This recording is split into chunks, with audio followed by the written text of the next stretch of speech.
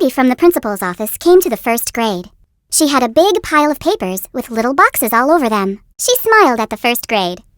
"We have some tests for you," she said. "Oh, good," said Anna Maria. "Now we can find out how smart we are."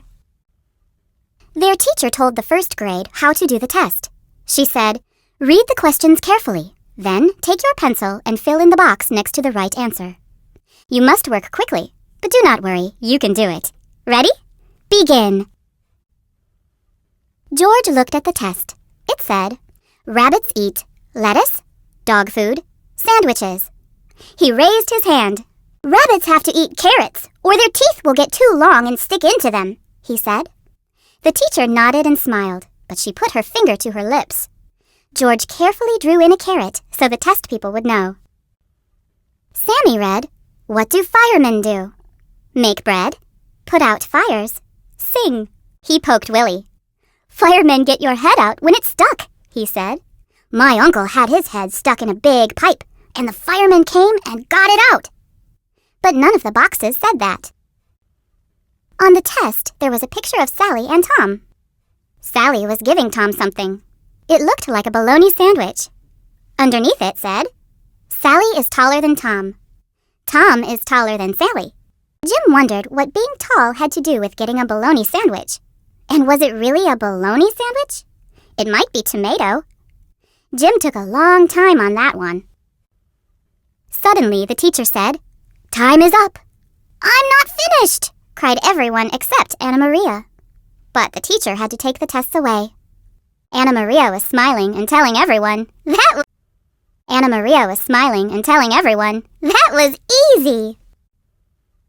"Oh," Sarah said, "I know I did it wrong." "Don't worry," Jim said. "You're as smart as I am." One day, after they had almost forgotten the test, the lady from the principal's office came back. She said to Anna Maria, "Come with me, dear." And they went away down the hall. When Margaret came back from getting a drink of water, she told everybody, "Anna Maria is in the special class because she did a good test." Everyone looked around the room. Paul was mad. He said to Danny, "You're not going with Anna Maria, dummy." "You're a dummy," Danny said. Everybody began calling someone else, "Dummy, dummy." Jim whispered to himself, "Dummy." "Listen to me," the teacher said loudly. The first grade class had never heard their teacher sound like that. The test doesn't tell everything. It doesn't tell all the things you can do. You can build things. You can read books. You can make pictures. You have good ideas. And another thing, the test doesn't tell you if you are a kind person who helps your friends. Those are important things. Everybody was quiet. Then the teacher brought out cookies she had made. When Danny got his, he yelled, "Sarah got a fatter cookie than I did!" "Mine is fatter, but yours is wider," Sarah said. "Let me see." They all looked at Sarah's and Danny's cookies and felt them, but nobody could tell which was bigger. Jim said, "Let's weigh them." They rushed to the scale. Both cookies weighed the same. "Good thinking, Jim," said the teacher. Everybody went back to work. Jim and Paul started fixing their undersea racing car. Sarah sat in the rocker reading a good book called Worms, Our Friends in the Earth. Margaret helped George with his arithmetic.